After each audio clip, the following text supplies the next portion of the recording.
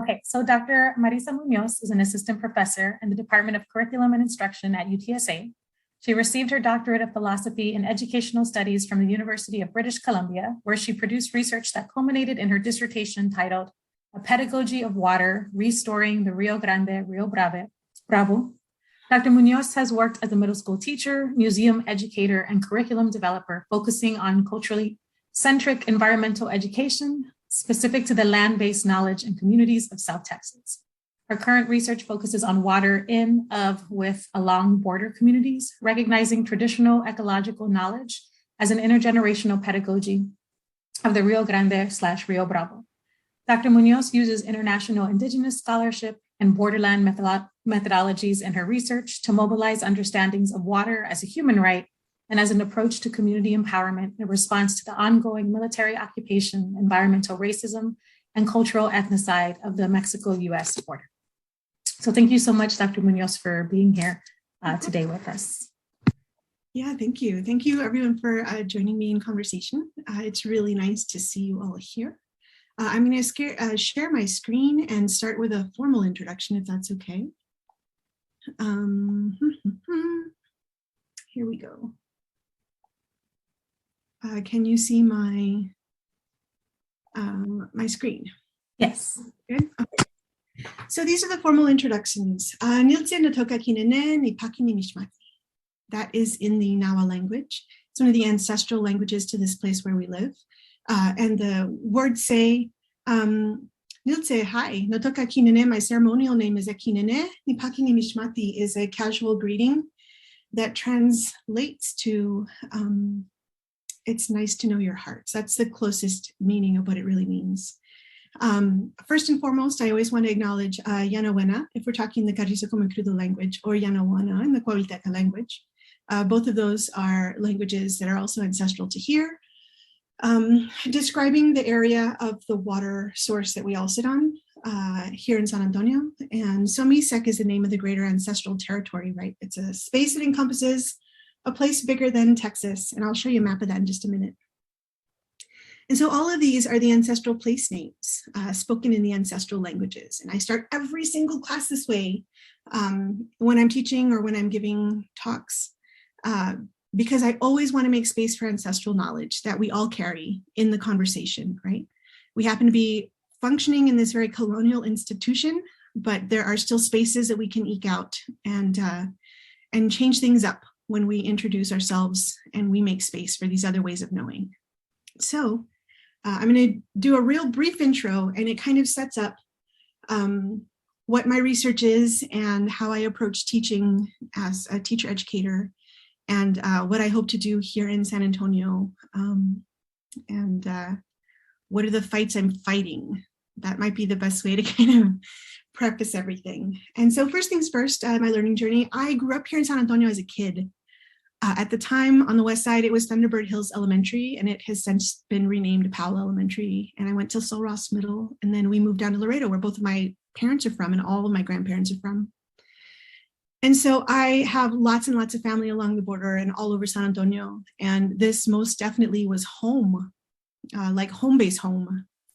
And I went off in the world, and the two main passions of mine are art and science, and all of the interdisciplinary fuzzy places in between.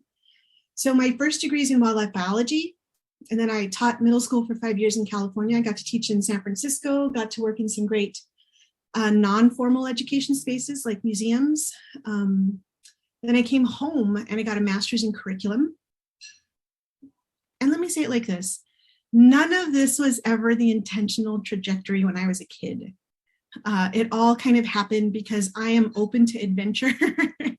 And I would travel and like find things that I wanted to focus on for a little while. And so just hearing that phrase come out of my mouth a second ago, I never intended to get a master's of curriculum. That wasn't like the goal at all. It happened because I wanted it to open doors for me. And then when it came to it, that had to be a terminal master's because I was working on a project that I really loved. And I wanted to be able to document something that was really important about water. And when it came time to figuring out how to do my Ph.D., I realized that the institution I was at was not amenable to that because of the structural racism and the fact that I didn't have the right mentors. And so kind of at the last minute, I'd been filling out applications for the PhD because I wanted to keep writing about the river. I had someone who is a mentor of sorts take me off campus at one of these big interviews and say to me like, okay, Marissa, if you come to our school, we'll only pay you for the first year. We can cover your expenses, cover your tuition, you'll get a grant for the first year. But if you want your entire PhD covered, you have to do this internationally. And I was devastated because I didn't know how to uproot my whole life and figure out what that would look like. And then kind of at the last minute, I threw down a couple of international applications and I got into Canada and they fully covered my entire PhD. And there were days and days of crying because I was like, they picked the wrong person. And just trying to navigate what it was to move to Canada with a suitcase, which is a whole different kind of adventure rather than just traveling around in the US, right?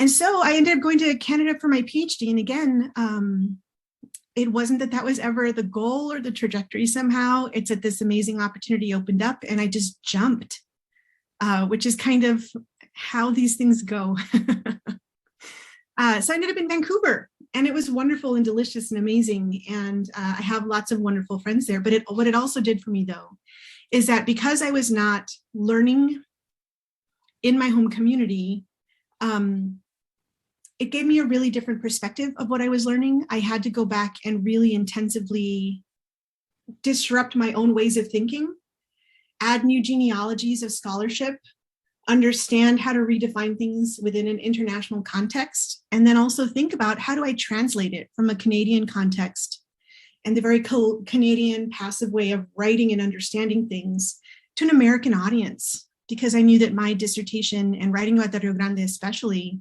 had to translate to my home community. I didn't care if the Canadians understood it. My elders back home had to understand it. And so it was this different kind of process about who am I accountable to and what does this have to look like? And in that process, my PhD took a long time, but then I was able to come home. And again, that was never the trajectory or the goal. I really loved traveling and living other places and not owning very much in this world. It was free and great.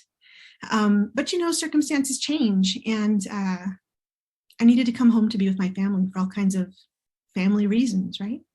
And then the fact that I had been away opened up the possibility of having something really distinct to offer when I got home, because I had learned some other stuff on my journey. So that's how this all goes. I'll share with you an image that kind of frames up all of my research. This is the first international bridge in Laredo.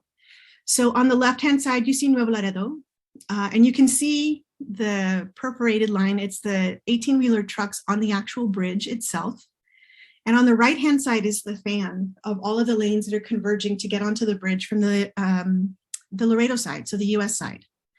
That's what the river looks like about, I would say, maybe 10 blocks over to the right-hand upper corner. You'll find my grandmother's house where my dad grew up. This is home base, and the river was always nearby. And for people that don't know the river, they're surprised at how green it is. And they're surprised at how small it is. And they're surprised at how peaceful it is. And you can see little islands that are seasonal islands that appear in the river. And for all of the conversation around the border, we forget that it's actually the only source of drinking water for millions of people on both sides of the border. This is the only source of drinking water. And so part of the work of my dissertation was just to make sure that we really recognize this is life. This is the center of all things. This is how people even started to populate the area, because it's arid and it's crazy hot. And when all that we do is talk about the border, we erase all of these layers of meaning for the people that actually live there. We erase the people that actually live there, period. We erase that there's a thriving ecosystem. We erase that it's a giant city. If you look at it from an even further blown out perspective, Laredo, Nuevo Laredo is one megalopolis that happens to have a trickle of water running through it. And in previous generations, we didn't have border security the way that we do now, right? So part of my work was to go home and collect oral histories of how our elders know and understand and remember the river in their lifetimes. And how in my grandparents' lifetime, you could walk across. There was no such thing as papers. And how in my 40 years on Earth, we would park at River Drive Mall downtown and walk across and go and have dinner across, and you didn't have to show papers. And how very quickly in the last, I'd say 20 years, it has become a hyper-militarized zone that not only occupies the river itself, the bridge itself, but 50 miles outside of the river.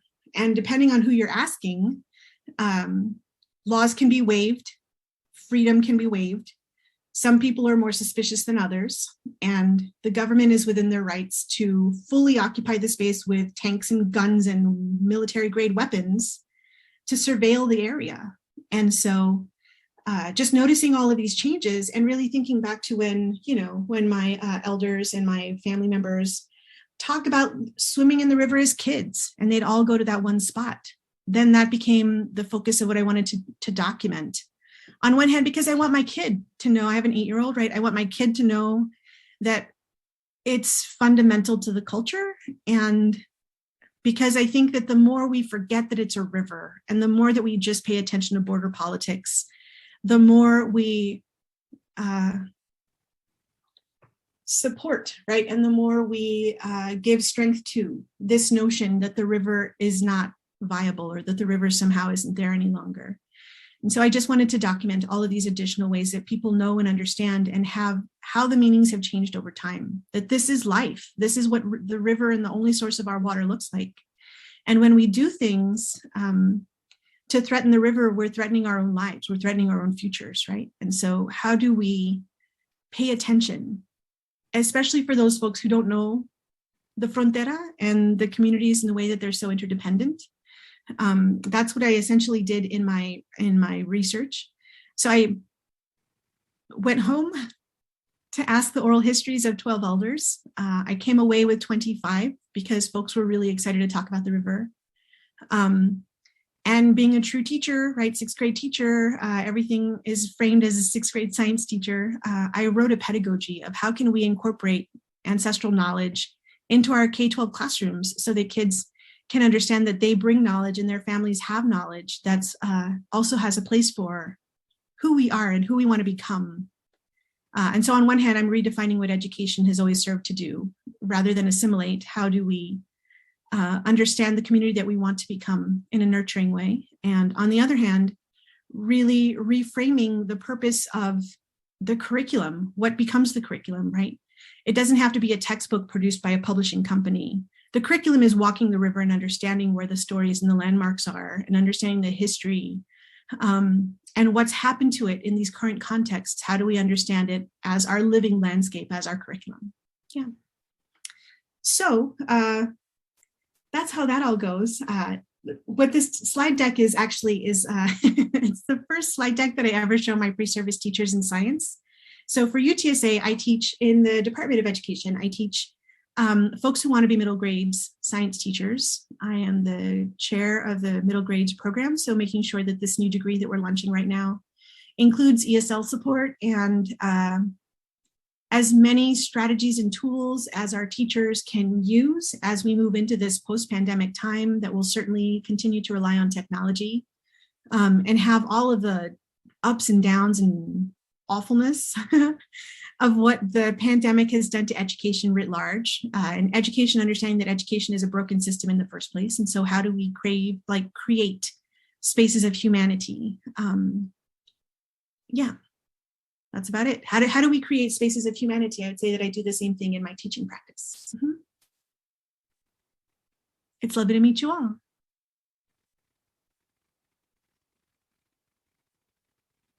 I'm open to questions.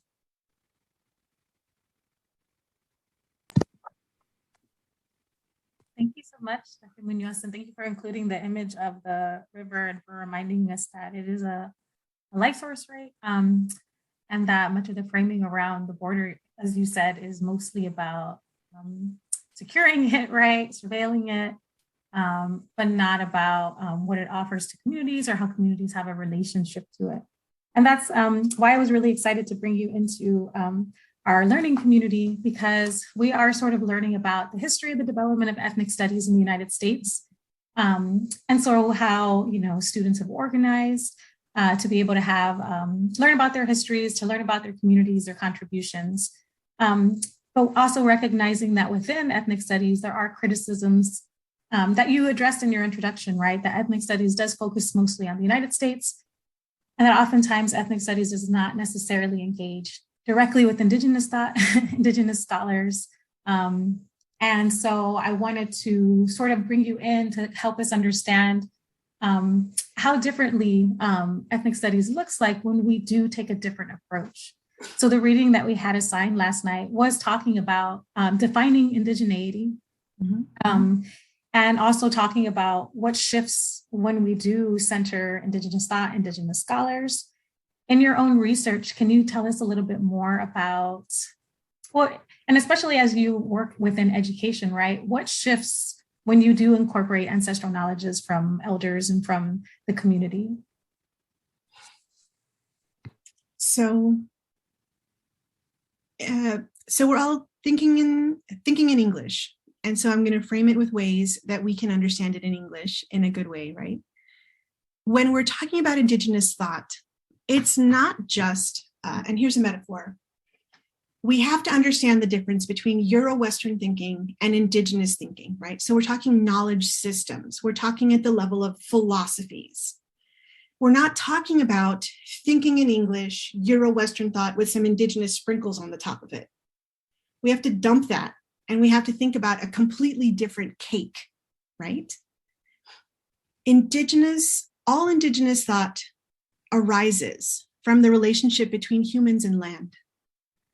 And the common thread across all of the thousands of Indigenous languages that exist in this land is that relationship is central. Humans don't own the land. We are in relation to it. We are beings here on, with, of, in it. And so that switch is a fundamental difference between Euro-Western thinking and Indigenous thinking, because it's not just the thinking, it's also ways of being, ways of knowing, who's allowed to own knowledge, who's allowed to create knowledge, who do we listen to, right? And in all of those different ways, when we make the actual parallels, we can see that there's fundamental differences in that Euro-Western thinking, usually it's male-dominated, male-centric. There's always a caste system between who has knowledge and creates knowledge and the rest of the people, and lots of controls and switches as to how they were ever allowed to have knowledge or be knowledgeable throughout time. And I would argue those histories play out today, and we have to recognize that there's these multiple complicated contexts, right? In Indigenous thinking, it's a little bit different in that when colonization happened, there was an interruption in how traditional communities would function. When we start to pay attention to Indigenous scholars who are thinking in their native languages, we have several different examples of how people understand not only the function of a community, but how knowledge is shared. And that when community decisions have to be made, they don't look to one single male figure the way that we would maybe see in media portrayals, right? Lots of communities function by ways of consensus. And what do those things look like? How does that process look? So the one scholar that I'm thinking of in particular is named Janette Armstrong. She is Okanagan, so she's from central British Columbia up in Canada. She thinks in her language, and she wrote a really beautiful essay called, it's an eco-literacy website that she runs. I'll have to send you the link afterward. What's it called? It's escaping me now. What she does for us is that she offers from the Okanagan language a metaphor for what education is supposed to do. And in her language, rather than be any kind of system of a teacher separate from students, education in the process of learning is described as a very gentle drip of water being absorbed by the ground. And by the ground, they mean by our minds, right? And the way that she describes it, there's no benchmark. You absorb the water at your own pace. It's gentle in that it's not trying to shape you or force you into some other form. And it's individualized. And you will sprout and grow into what you need to sprout and grow into, and I will sprout and grow into something different, and that's okay, right? And so it's a different metaphor for understanding the function of education. And when she describes how decisions get made within her community, she has this really interesting discussion of consensus building, that there are 4 different bodies that they consult with: men, women, elders, and youth. And how important it is that the youth get a voice and a seat at the table that is in equal proportion of weight and respect to the other parties within the community, and how each of them have a particular role, whether it be protection or sustenance, forward thinking or backward thinking to remember the lessons that we've already collectively learned. And the notion that the community learns from each other. And so some of those pieces I think are really important, in that when we understand that English is a barrier to how we understand the world, and that other people don't understand the same way that we do, because they might not only think in English, they think in other languages. I just appreciate the notion that we can disrupt all of the structures and disrupt all of the assumptions that we have about our own community, right, in our own society. And so if we're thinking about philosophically, what are the differences? It's also the difference between human versus nature, the way that we see the same trope all through history, versus a being networked in relationship in an ecosystem, and having, ebbs and flows. Sometimes things are good, sometimes things are really hard, but not being in control or the sole proprietor of the land. The notion also being that rather than using up resources, right, Euro-Western, using up resources and then stockpiling resources to pass to our children because they are inanimate objects and wealth that we can pass to our children, it's the notion that we have to stay in balance. And the health of the river is directly tied to the health of the people. And I don't want to jeopardize in any way the health of the river where my children will swim and grow and drink, because that jeopardizes their future health, not as a resource, but as the very life stuff itself, right? And so there's different ways of understanding how things are related when we get to that level of knowledge system.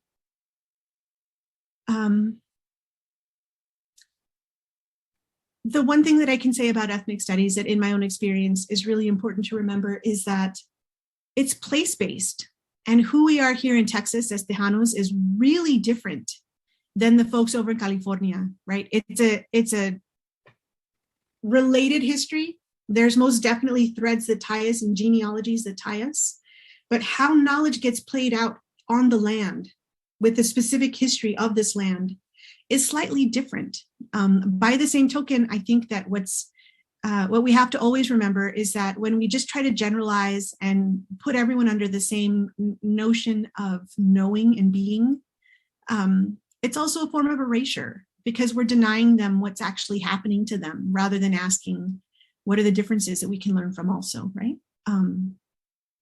One of the things that I'm actually really excited to share that I've been working on for a couple years now, and it's important, is that, first of all, education is super screwy. And when we're developing out ethnic studies and what it looks like for the K-12 set, there's a real backwards process. I've been a part of a community of folks out in the Grand Prairie, so Dallas-Fort Worth area, Grand Prairie ISD, who came together about 2 years ago as a community that was just interested in developing out what might American Indian Native Studies look like for K-12, and specifically as a high school ethnic studies course. And so following in the footsteps of MAS and African American Studies, how might we use those same kind of structures to develop out this as a high school course? And so in the past 2 years, we've done it, and we've done it in a way that is Native driven and really captures a bunch of the Native and Indigenous epistemologies, and the way that lots of different communities within the state of Texas know and understand. And one of the most important parts, I think, is that we've done it in a way that's also accountable to our own communities. we started with a list of what are the big ideas that we want to make sure we capture, folks agreeing to be part of this regular committee meeting, and it's been like 2 years of monthly meetings. We have simultaneously drafted an innovative course for the Texas Education Association, as well as a draft set of TEKS, which are the standards that tell teachers what to teach, not how to teach it, just the what to teach part. And so there's lots of backwards thinking as far as why the process looks like that, but we've had a couple of really big successes as far as folks, teachers, practicing teachers who are social studies teachers that agreed to teach the innovative course, and they are throwing down and inventing things and working with the committee to try to make things purposeful and meaningful and to an inclusive audience. And by the same token, as we've been writing the TEKS, we've also have a companion curriculum guide. So for every one of the knowledge statements, students will be able to, we have 3 or 4 different vetted resources with accurate information so that as teachers continue to unpack the TEKS and practice what it would look like and, as a scope and sequence for their year, they have reputable reference material rather than just inventing it or trying to figure out on their own what that would look like. It feels really good. We had a finished draft in December. We submitted it to Texas Education Association in January. Everything has since been put on hold because TEA is simultaneously doing a rewrite of all of the social studies standards as making sure that the alignment of K-12 social studies, like trying to get all of their ducks back in a row, because there's something called curriculum drift, where as you continue to piecemeal these things, they drift away from each other, they drift apart. And so we've been put on hold. That's the most recent development, but we do have a complete set of TEKS. And quite honestly, it feels really refreshing to, as a teacher educator, be able to look at my science TEKS, right, for my middle school grades and thinking about body systems and earth systems and physical science and the way that they were written that prioritizes Euro-Western knowledge versus the TEKS that we put forward with this committee in Grand Prairie, where we upfront prioritize Indigenous ways of knowing and being, not to contest Euro-Western ways of thinking, but just to break open spaces so that there is a conversation of other ways of approaching American Indian Native Studies, which is the title that was agreed upon by the community, but then also where we're talking about science and technology or history or notable people, then being able to take that set back to our elders and have conversations about what do TEKS do? How do we make sure that we've included the right things? How do we make sure that we've grammatically made the sentences prioritize Native ways of knowing and being? And then encoding that into the document. And so all of those parts feel really generative and strong. We will inevitably get ripped apart by the state, right? TEA is going to jump all over that and rip it to shreds because that's what they do. They are a function of a colonial school system that historically has been antagonistic against Native and Indigenous peoples. However, what we created was really something remarkable. And so part of what I want to do next in this next round is to just make sure that we take a beat before the carnage happens and just witness this beautiful thing that we built and how do we document it? Because, among BIPOC communities, it's meaningful whether or not it gets put into policy by this colonial state. So those are some really exciting developments that I can share. And I am not the lead. The other thing is that UTSA wants me to put my name on everything. And I'm like, this is a community project. There's like 40 people involved. I'm not going to stick my name on it. That's not how this works within Native communities. And so I'm glad to share it in a relational way with each of you, that there is a process, there's things moving as far as K-12 goes. But, as usual, there's all of these bigger systems that we have to work the system to make changes to try to break spaces open in a polite way. The impolite way is like, we got to kick shit down left and right. It wasn't built for us. And it's a constant struggle of kicking shit down. That's the impolite way. You'll have to forgive me. That's what I got. Mm-hmm.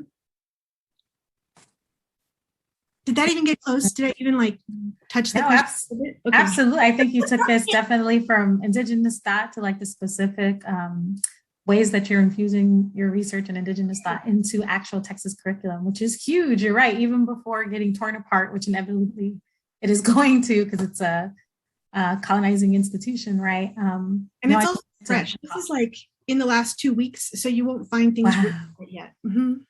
That's amazing. Congratulations, and thank you for sharing that with us. Yeah. Do other folks have any questions about anything we've discussed today, anything from the readings?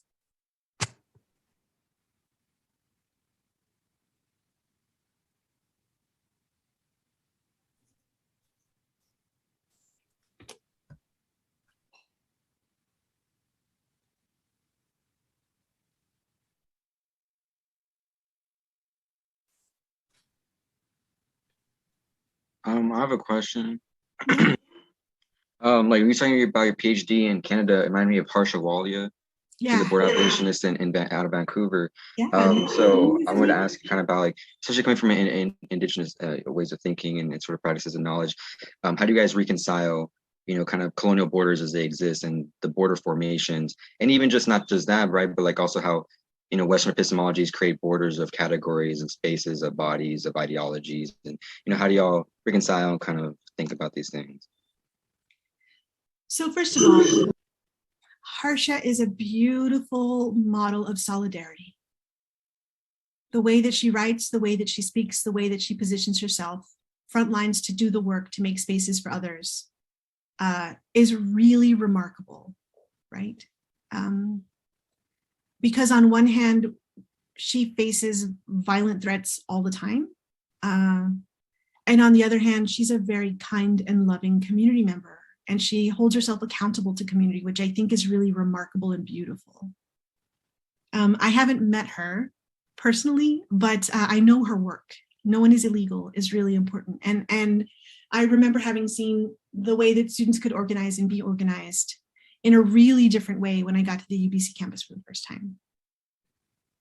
Personally, the size and scope of my dissertation required that I focus very specifically. And let me put it like this. I have worked with other scholars who were mentors, who came from the fields of political science and anthropology, and they have a very different approach to writing about the border. And to the point where there were several people that I had to very politely have the kind of breakup conversation of like, we're not in alignment on this. For my own dissertation, I mean, it's 300 pages, and I wanted to put forward a framework that was based in education. And I straight up 100% chose to write from an Indigenous epistemology, putting all of my technical terms in a glossary at the front so that I could really focus on the voices of my community members as the sources of knowledge. Because I wanted to focus on ancestral knowledge and the words of the elders in particular, all that I said is, I'm not interested in rewriting what other people have written about the militarization, the history of, the necropolitics of, all of the different ways that the border has been constructed, because all that does is reify a particular set of meanings. And so I very explicitly in my dissertation was like, that's not my work. That's a delimitation that is outside of the fence that I will even talk about. What I need to talk about is life and water and the river and how knowledge lives in places, in our bodies, in communities. And the knowledge that I need to really focus on is the water aspect. And so there's a few different images in the course of writing the dissertation where I contested that the border is the only meaning. I contested that all of the different ways that it's constructed, that's the only way that we know. Because when all that we do is focus on the border, then it erases all of these other really legitimate survival knowledges that exist in the places of the border, right?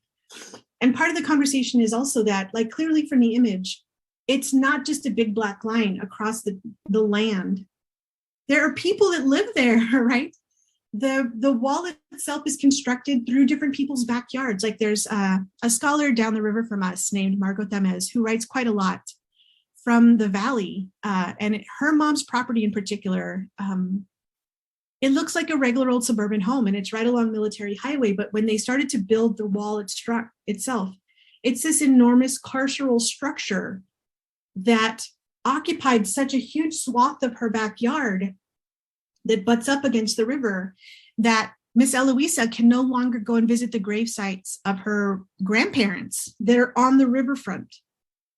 And so she was litigious and she took a couple of cases against the US government, and she took it all the way to the UN, Indigenous Peoples Forum. And she wanted people to really understand what it was, number one, to live with a carceral structure in her backyard. And number two, that they're dividing these really deep ancestral ways of knowing and being on the land when there's a physical structure that you cannot cross to visit the grave sites, right? And so there's quite a lot of history around how the border has done violence.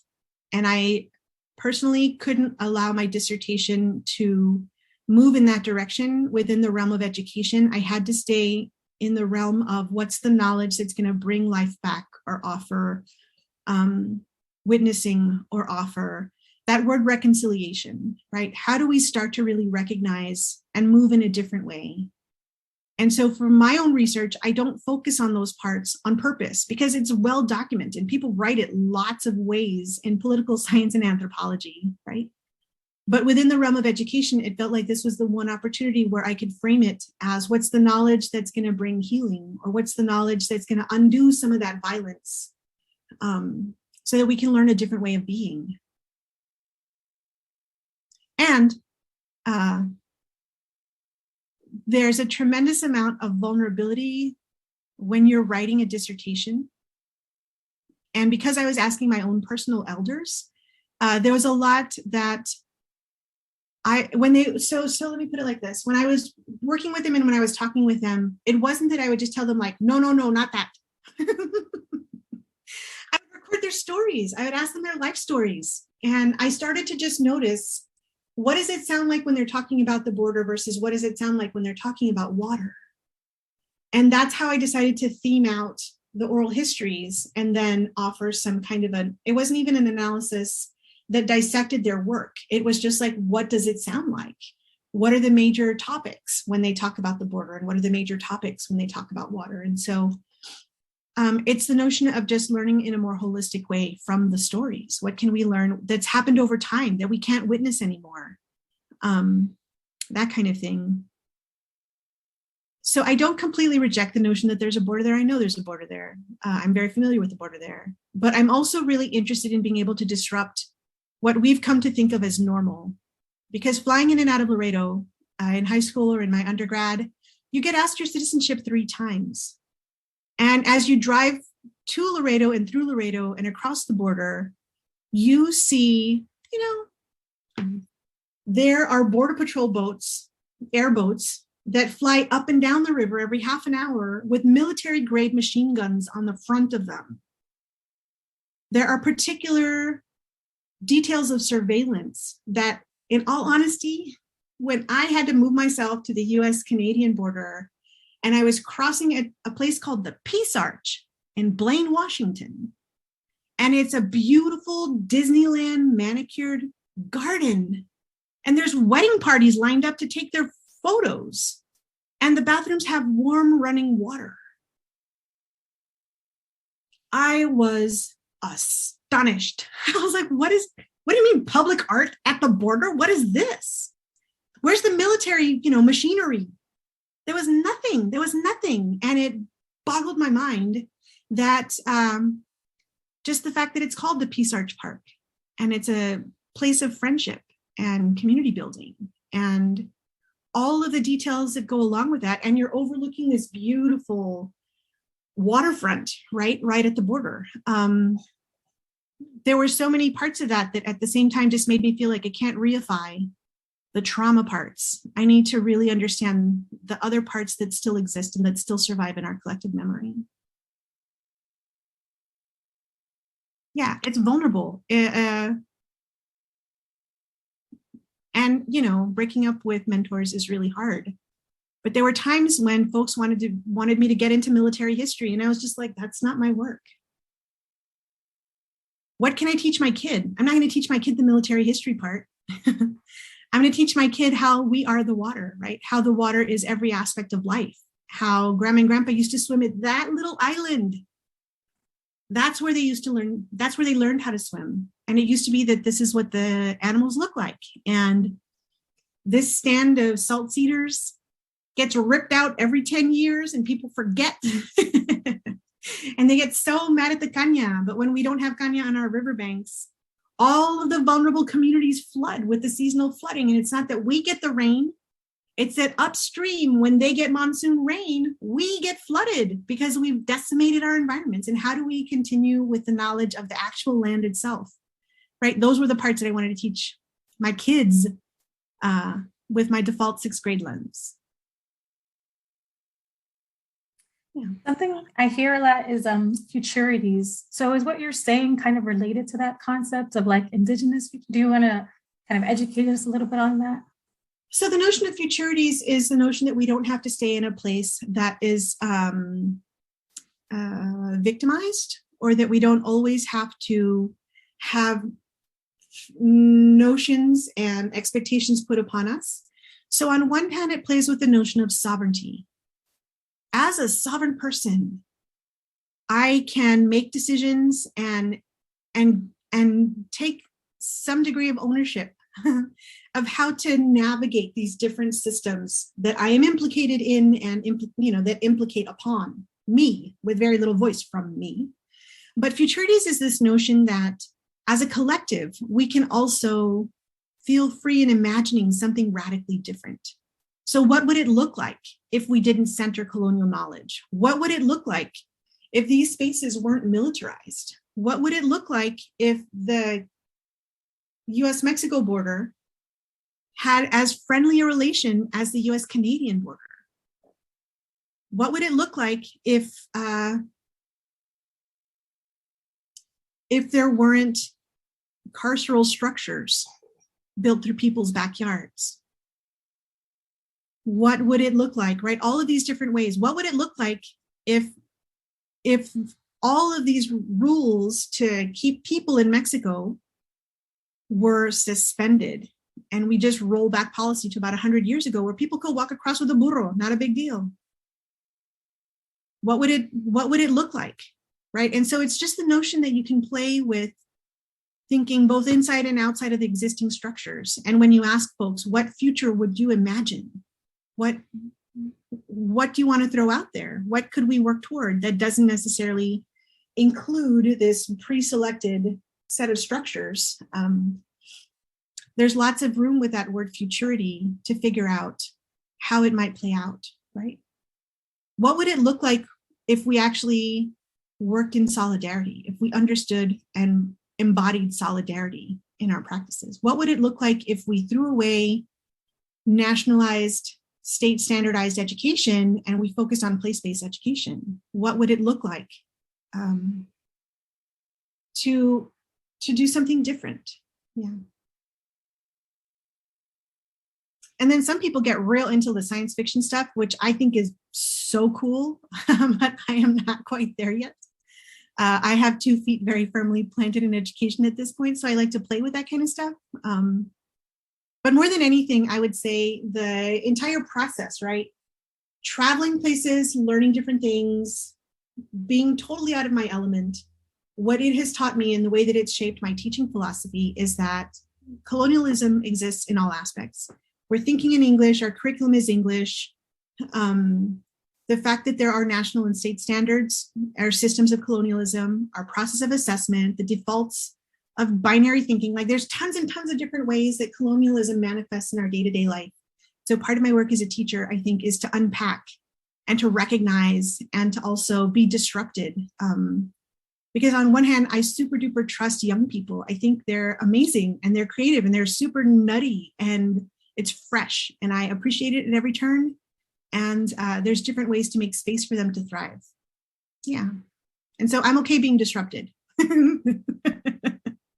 I don't think that's a teaching philosophy, maybe. That's definitely a not colonial teaching, right? Approach to thinking about young people, like inviting that disruption. And I love that you keep bringing up and talking about not just elders, but also youth. I do see that as a central component of like ethnic studies, right?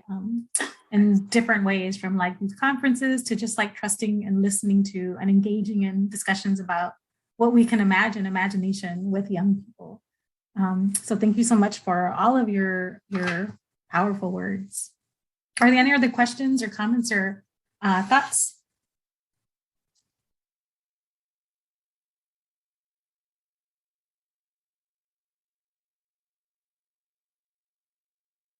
Isn't security better than drug trafficking and human trafficking? What's the alternative? Isn't security better than drug trafficking and human trafficking? There are so many systemic dynamics in play. There are no generalizable statements that way. It's different here than it is in California, than it is in Arizona. So I'm thinking specifically about people like the Tohono O'odham, where it's an indigenous nation that's split by the border, and people are contested, their citizenship is contested on either side. And there are certainly other ways of knowing what's going on in these places. What is it actually like to live there? And it's the voices of the people that live there that we don't ever hear about. What does it feel like to live in a rural place right outside of Laredo? Like, you know, any of our little tiny rural colonias, what does it feel like? How do we understand what it used to look like and what it can look like? Yeah, so so that's part of the issue, I think, is that we get in the habit of generalizing across some of these really big policy talking points without ever asking, what does it feel like to live there? Yeah.